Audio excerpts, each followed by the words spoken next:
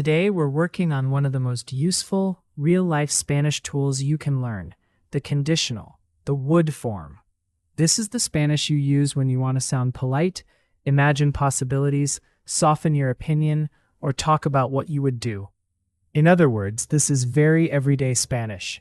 Coffee shops, work, travel, relationships, tiny life dramas, all of it.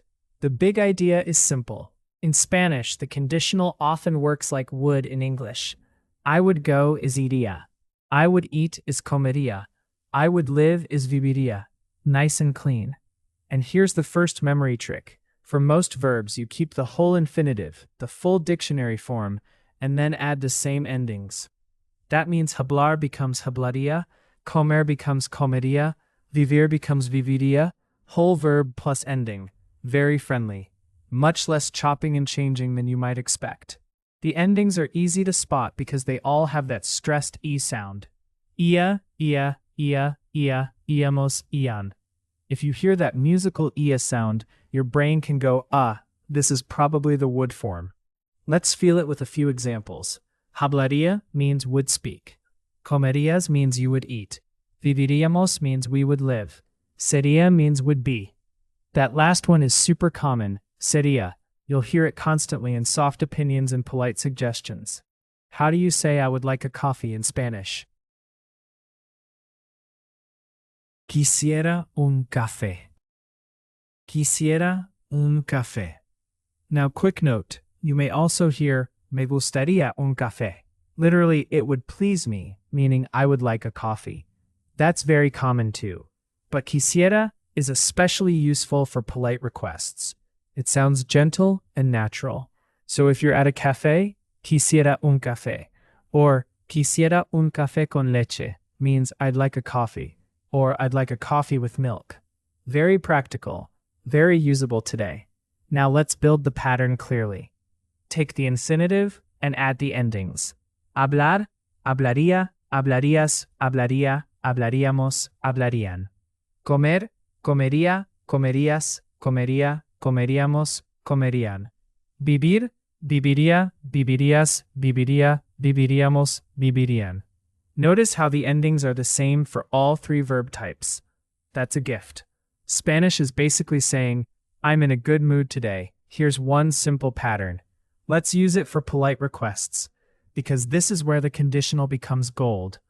English does this too. We often say would instead of a direct command because it sounds softer. How do you say, would you help me in Spanish? ¿Me ayudarías? ¿Me ayudarías? That little me means me. So literally, would you help me? ¿Me ayudarías? You can use this everywhere. With a friend, a coworker, someone in a store. Softer than ayúdame, help me, which can sound much more direct. How do you say, would you tell me the time in Spanish? ¿Me dirías la hora? ¿Me dirías la hora? That verb, decir, has an irregular stem here, dir. So not deciría, but diría, dirías, dirían. This is where there's a useful link to the future tense. Some common verbs use the same irregular stems in both future and conditional. So if you already know diré, I will say, then diría, I would say, will feel familiar. Same stem, different ending. A few very common ones are tener, to have, which becomes tendría, poner, to put, pondría, salir, to leave, saldría, venir, to come, vendría, hacer, to do or make, haría, and poder, to be able to, podría. Don't try to memorize a giant list right now. Just notice the frequent ones as they appear in real phrases. Let's move into hypothetical actions, the what would happen, what would you do kind of Spanish. How do you say, I would go, but I have to work? Iría, pero tengo que trabajar. Iría, pero tengo que trabajar. That's such a real sentence. Iría means I would go, but then reality enters the chat. Pero tengo que trabajar, but I have to work. How do you say, what would you do, in Spanish? ¿Qué harías? ¿Qué harías? Great phrase, extremely useful in conversation. Harías comes from hacer, and again, it uses that irregular stem, har. So haría, harías, haríamos. If a friend tells you a strange story, you can ask, ¿Qué harías tú? What would you do?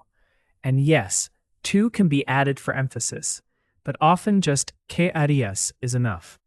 How do you say, we would buy that house in Spanish? Compraríamos esa casa. Compraríamos esa casa. Nice. Compraríamos is long, but it's friendly long. You can hear the parts. Comprar plus íamos. Also, esa casa means that house. If it were farther away, you might hear aquella casa, that house over there. But esa is your everyday choice. Now, let's talk about soft opinions. This is one of the most elegant uses of the conditional. In English, we often soften our opinion with would. Spanish does this beautifully. How do you say it would be better to leave now in Spanish? Sería mejor salir ahora. Sería mejor salir ahora. That phrase, sería mejor, is incredibly useful. It would be better. Sería mejor esperar. It would be better to wait. Sería mejor llamar primero. It would be better to call first.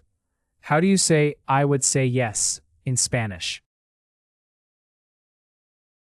Diría que sí. Diría que sí. That little K often appears here. Diría que sí, I'd say yes. Diría que no, I'd say no. It sounds thoughtful, not aggressive. Very good for conversation when you want to sound less absolute. Another excellent phrase is yo diría in English. I'd say. In Spanish, usually just diría. For example, diría que está cansado. I'd say he's tired. That's softer than saying está cansado as a hard fact. Now here's a little trick for memory. Think of the conditional as the cushion tense. It puts a cushion around what you say. Instead of a hard statement, it becomes softer. Instead of a direct request, it becomes more polite. Instead of a fixed fact, it becomes an idea, a possibility, an opinion. Cushion tense. Soft landing. Let's hear a few pairs. Quiero un café means I want a coffee, direct. Quisiera un café means I would like a coffee, softer. Me ayudas means you help me, or are you helping me, depending on context. Me ayudarías means would you help me, more polite. Es mejor salir ahora means it is better to leave now, firm. Sería mejor salir ahora means it would be better to leave now, softer, more diplomatic. That's why this tense is so useful in real life. It helps you sound natural, not robotic, not overly blunt. Now, a common learner mistake, mixing up would with wanted. For example, quisiera can mean I would like, and in some contexts it can look like I wanted. But in everyday requests, if you say quisiera hablar con el gerente, people understand I would like to speak with the manager. So focus on function, not just word-for-word translation. Another common mistake is forgetting that many verbs just keep the full infinitive. Learners sometimes want to cut the ending off the verb, because that happens in present tense forms. But here, usually don't cut. Keep the whole verb. Comer becomes comería, not comía in this meaning. And that matters, because comía means I used to eat or I was eating, a completely different idea. Tiny form, big difference. One more mistake, overusing a direct present tense where Spanish speakers would often soften with conditional. If you say necesito ayuda, I need help, that's fine. But me ayudarías sounds warmer when asking someone. If you say quiero hablar con usted in some contexts, it can be okay. But quisiera hablar con usted sounds more polite. We're not using formal pronouns much today, but this phrase is worth knowing because you'll hear it in offices, hotels, customer service, all the practical places of life. Let's make it more memorable with a mini story. First, I'll tell it all in Spanish. Just listen. Ayer vi una bicicleta preciosa en una tienda.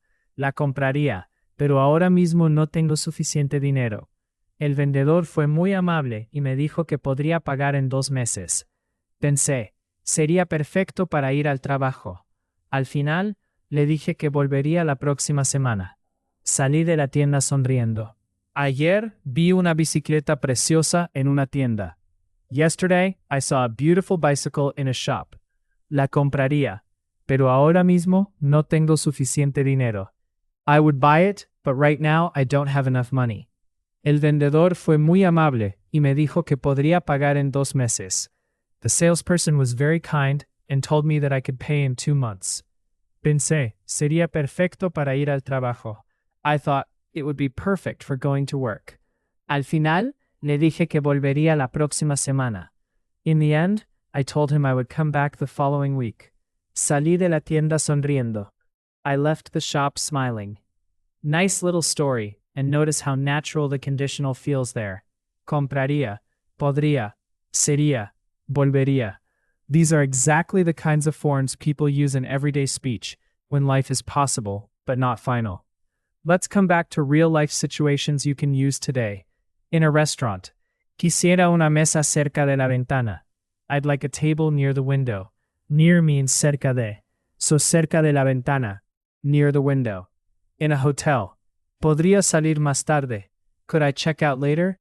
Literally, would I be able to leave later? Podría is one of those super useful irregular forms.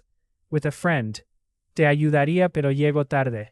I would help you but I'm arriving late. At work, diría que este plan es mejor. I'd say this plan is better.